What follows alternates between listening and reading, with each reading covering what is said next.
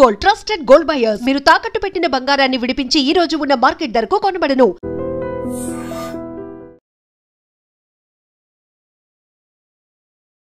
నమస్కారం, welcome to I dream. ధర్మ మార్గం విత్ విజిత కార్యక్రమానికి స్వాగతం.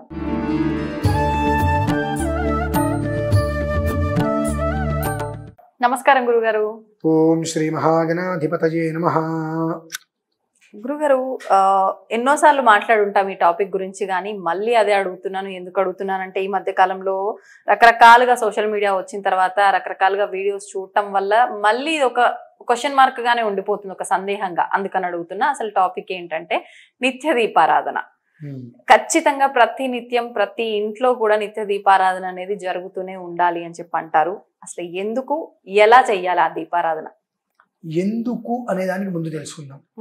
కడుపే కైలాసం ఇల్లే వైకుంఠం అంటాం. మనకు చక్కటి ఆనందాన్ని ఇచ్చేది, నీడనిచ్చేది, నిలువనిచ్చేది, సంతోషాన్ని ఇచ్చేది అన్నీ కూడా ఇల్లే. అద్దింట్లో ఉన్నావా, సొంతింట్లో ఉన్నావా పక్కన పెట్టే. అవును. కానీ ఆ గోడ అడ్డం లేకపోతే బయట నుంచి మట్టి మొత్తం మన ఇంట్లోకి వస్తుంది. ఆ గోడ అడ్డంటే ఏది రాదుగా. సో ఆ గోడే మనకు ఇల్లు.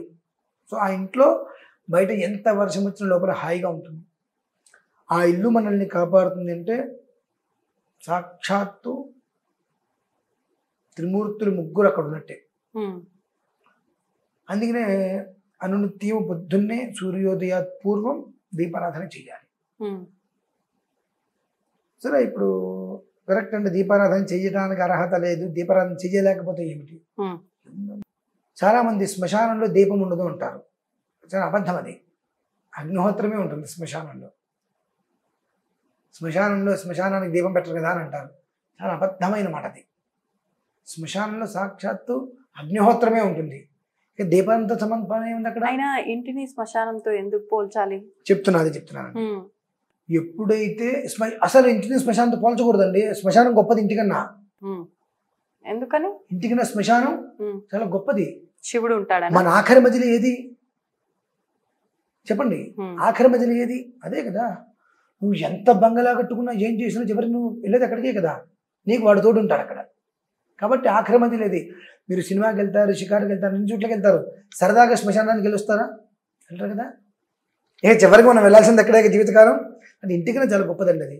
అంటే ఇంట్లోంచి మళ్ళీ బయటికి గెంటేసినా అది రాయని చెప్పి ముద్దాడుతుంది. ఫస్ట్ చాలామంది నాకు గజం భూమి కూడా లేదంటూ ఉంటారు. నేను నవ్వుకుంటా, ఏమయ్యా నీకు 6 గజాలు భూమి ముందు నీ నిదుటి మీద రాసిన తర్వాత నువ్వు భూమి మీదకి వస్తున్నావయ్యా అని. అంతే కదండి. కానీ అది శాశ్వతం ఏమి కాదు కదా. అది కూడా పొడమిలోకి ఇతను వెళ్ళిపోతున్నావు కదా. నువ్వు శాశ్వతం, నీకు శాశ్వతం కాకపోవచ్చు. నువ్వు శాశ్వతం, అది అనేక మందికి శాశ్వతం, అనేక మందికి అది అశాశ్వతం అవచ్చేమో. నువ్వు శాశ్వతం, నీకు శాశ్వతం కాకపోవచ్చు. అది మనం గమనించుకోవాలి. అంటే ఎందుకు వచ్చిందంటే ఈ మాట, ఏ ఇంట్లో అయితే దీపారాధన చేయరో ఆ ఇంట్లో నిత్యము కూడా కర్మ చేస్తున్నట్టే అమ్మ. చనిపోయిన వ్యక్తికి కర్మ చేసేటప్పుడు ఇంటి ముందు ముగ్గు వేయకుండా ఇవి ఉంటాయి కొన్ని. అలా ముందు రోజు కొంతమంది రాత్రి కూడా ముగ్గు వేసేస్తారు చాలా మంది. ఉదయం పూట లేచిన తర్వాత ఇంటి ముందు ముగ్గు వేసుకోవాలి, స్నానం చేసి దీపారాధన చేసుకోవాలి. ఈ విధానాన్ని చాలా తక్కువ మంది అనుసరిస్తూ ఉంటారు. లేదాన్లే 7ంటికి లేదాన్లే 7 గంటలకు లేచి స్నానం చేసేటువంటిది రాక్షస కృత్యం, దైవ కృత్యం కాదమ్మా. కాబట్టి వాళ్ళకి రాక్షస బుద్ధులే వస్తాయి. ఒక మనిషిని హింసించాలని, చికాకులు చేయాలని వస్తాయి. అలానే పుర్రెకో బుద్ధి ఎవడో వెంగళప్ప చెప్పాడని చెప్పి ఆవ నూనెతో, వెప్ప నూనెతో ఇంట్లో దీపాలు పెడుతూ ఉంటారు.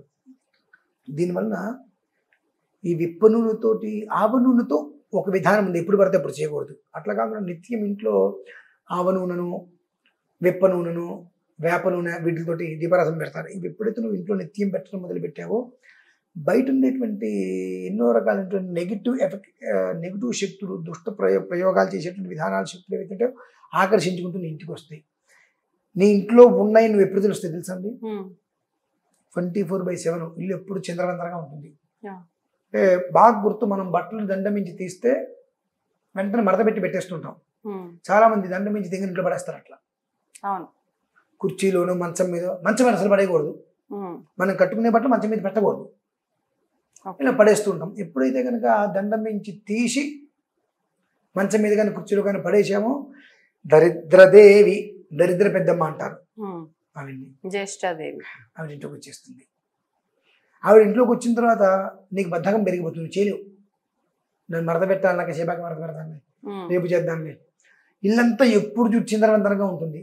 ఒక చక్కగా ప్రణాళికగా ఎక్కడికక్కడ సర్దేసి నీట్గా ఉండదు. ఎక్కడ దుమ్ము ధూళి చికాకు అంతా ఉంటూనే ఉంటుంది. అదంతా ఎక్కడైతే ఉంటుందో ఒక దరిద్ర పెద్దమ్మ అమాంతం లోపలికి వస్తుంది. ఆవిడ ఎప్పుడైతే లోపలికి వస్తుందో నీకు సూర్యోదయ పూర్వం దీపారాధన చేయాలని ధ్యాస పోతుంది. ఉద్దీప్యస్ఫుజాతివేద పగ్రహం నిరేతిమ్మమా పశుగుశ్చ మహ్యమావహ జీవనం చ దిశో దశ.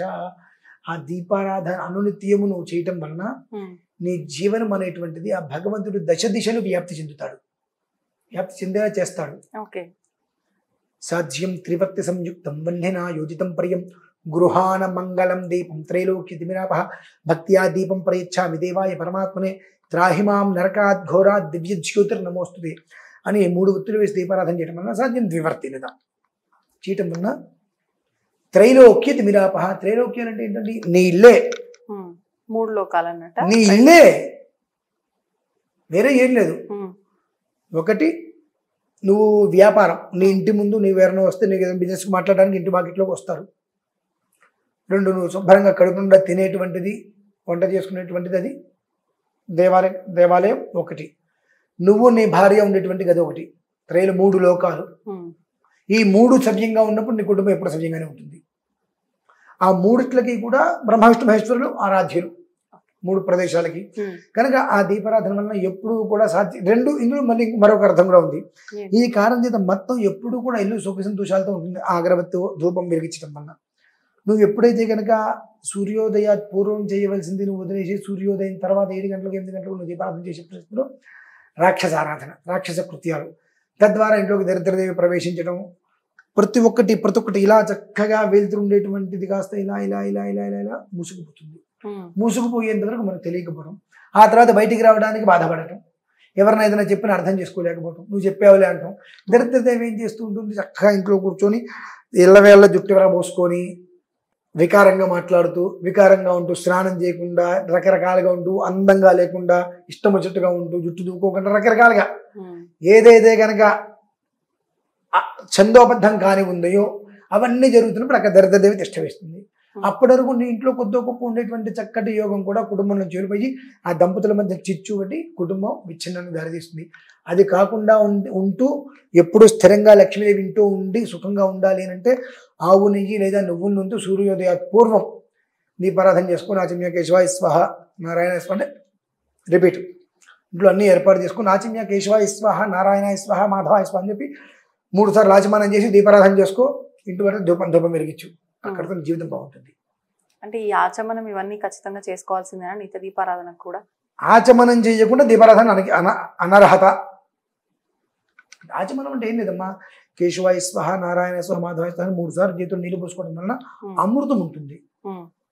పొద్దున్నే గ్లాసు మంచిది తాగడం కాదు, ఆ 3 సార్లు చేతులు పోసుకోవడం వలన ఆ స్వామివారి యొక్క తీర్థం మంత్రోదకం లోపలికి వెళ్ళి శరీరాన్ని ఉత్తేజపరుస్తుంది.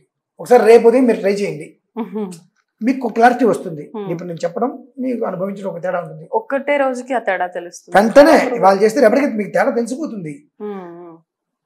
ఎండలు ఇంట్లోకి వచ్చారు, ఏసీలోకి రాగానే తేడా తెలుస్తుంది తెలీదా? వెంటనే తెలిసిపోతుంది. ఆ తర్వాత వాళ్ళే మానరు చేసుకుంటూ వస్తారు.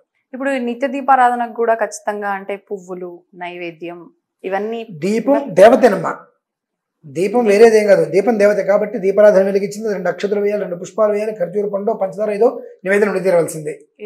ఏది ఖచ్చితంగా దీపారాధన వెలిగింది. జ్యోతిష్పతి త్వా సాధయామి జ్యోతిష్కృతం త్వా సాధయామి, ఆ భగవంతుని జ్యోతి రూపంలో మనం చూసుకోవటం. ఆయన ఎట్లా రోజు మనకు కనిపించాడు కాబట్టి ఆ జ్యోతి వెలుతురులో దీపారాధన చేసి ఆ దీపం వెలుతురులో భగవంతుని చూసుకోవడం మనం. అది కాబట్టి ఆ విధానాన్ని అనుసరించడం శ్రేయస్కరం. ధన్యవాదాలు గురుగారు.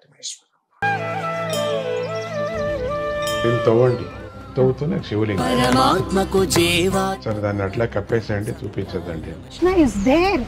మూర్తి పూజ కాదు, సాక్షాత్ బ్రజేంద్ర నందన భగవాన్ ఉన్నారు మూర్తులు. ఏమీ ఆశించకుండా ఆరాధించే వాళ్ళు కూడా ఉన్నారా ప్రభుజీ? నిజమైన భక్తి అంటే మనకు తెలియదు కాబట్టి